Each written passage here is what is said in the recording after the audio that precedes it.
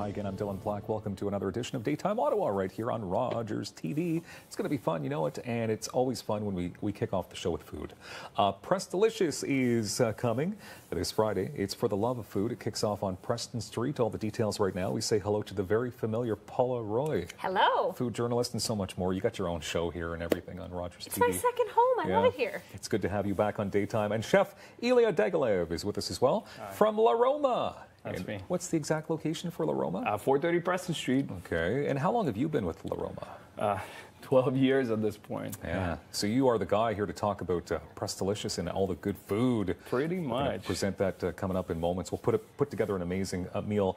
Tell us about Presdelicious. Now, this is the first time during the winter? That's right. We've hosted it twice in the summer, in 2018 and 2017, and it was so successful. It's a really great concept, kind of borrowed from things, winter or seasonal festivals that happen in Toronto and Vancouver. So a select group of restaurants come together. They each come up with table d'hote menus at a price point of their choosing, so $28, $38, or $48. And there's 3 starters, 3 mains, 3 desserts. So you can mix and match what you want and put together the perfect menu. And it's a chance to try a new place that you haven't been to, or maybe grab some friends and go visit a favorite and show it off to them. Okay, so why is it so important to have this in the winter months? Well, as most restaurant owners will tell you, it can be slow. And with a winter like we've had with all this snow and icy sidewalks and everything, it can be a little hard to get people to come out. So creating a festival like this in the waning weeks of winter is a really great time to remind people to get out there and enjoy some really good restaurants. Okay, we'll talk about those restaurants and what to look forward to coming up. But Chef Ilya, what exactly are you putting together for us? We're making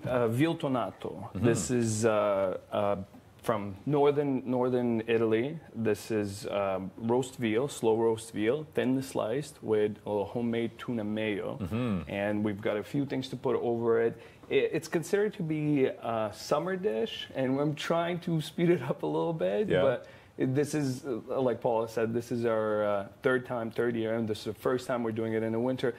We're trying to break up the routine a little bit. Okay, all right. Well, let's start putting it together. All right, okay, got it. So some veal. How many dishes actually, can I ask you, Ilya, will you have on the menu? There are 3 appetizers, and there are 3 mains and 3 desserts. So what we're doing is we're just showcasing something that's slightly different from our menu, but there are also some dishes that we've been doing for a while. Like we've got gnocchi, just slightly different variation of it. We're doing sweet potato gnocchi this year, a little Asiago cream. Yum. Smelly, beautiful, delicious, just what we like. We do a lot of homemade pastas. We do bread. That bread there, that's onion and sage. It literally just came out of the oven half hour ago. Nice. It's still warm. Good. And just, you know, nothing crazy. Something, most of us went for $38 menus, I think, right? Because it's very reasonably priced. It gives us enough room to play around with ingredients and whatnot. And but I think next year we're going to try and go for one under. Oh, fun! That'll really challenge you. That's a challenge. Something different, something to look forward to. I think this summer is going to be another great event. So we'll see how it goes. Just trying to break up the routine a little. You make this look easy too. This amazing dish that you're putting together. So pretty. Very pretty. We should all plate like that at tasty.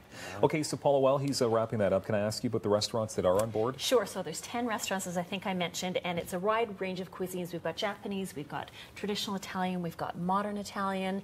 I'll have to cheat and look at my notes here to rhyme them all off. That's but okay. We've got La Roma, of course, Dreamland Cafe, which is a beautiful pasta spot, Trattoria Cafe Italia, and I'm not going to pronounce this correctly, but Kuyadori Izakaya, and so that's Japanese food. It's beyond sushi. There's a lot more tempura, all kinds of things. Divino Wine Studio, Pure Kitchen, which is vegan, vegetarian, really delicious.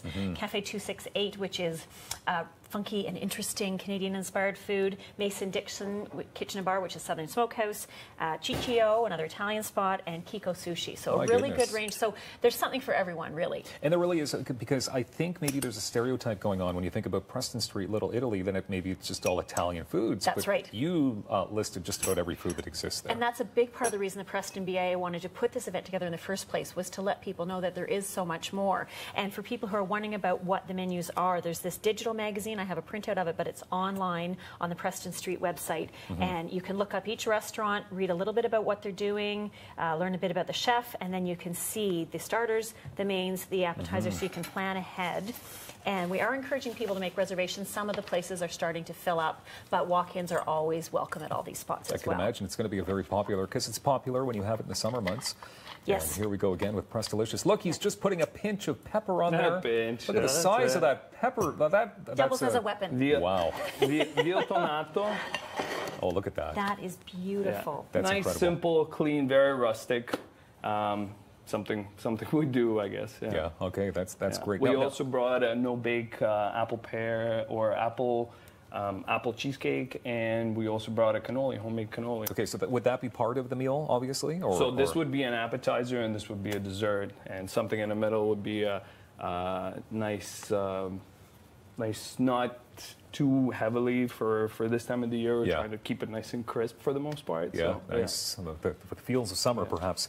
Can I ask you, Paula, so is it easy to get to by transit? Preston Street is great, especially with the train line running right beside it, literally. So you can bike. I've seen fat bikes up and down Preston Street all winter long, which is fun. Easy to walk, easy to take transit. The bus lines run on Carling and on Scott as well.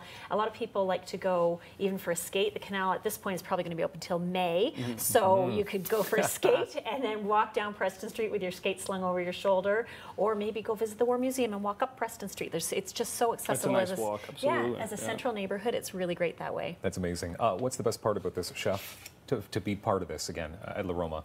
It's not just La Roma, it's the whole street. I mean, I've been on that street for 12 years, and it's the sense of home, it's the sense of camaraderie and just the neighborhood feel. Amazing. You walk up and down the Preston Street and you'll see it. Presdelicious kicks off on Friday, and we're looking forward to it. PrestonStreet.com for more details. Thank you very much. Thank you. Thanks. More daytime coming up on Rogers TV.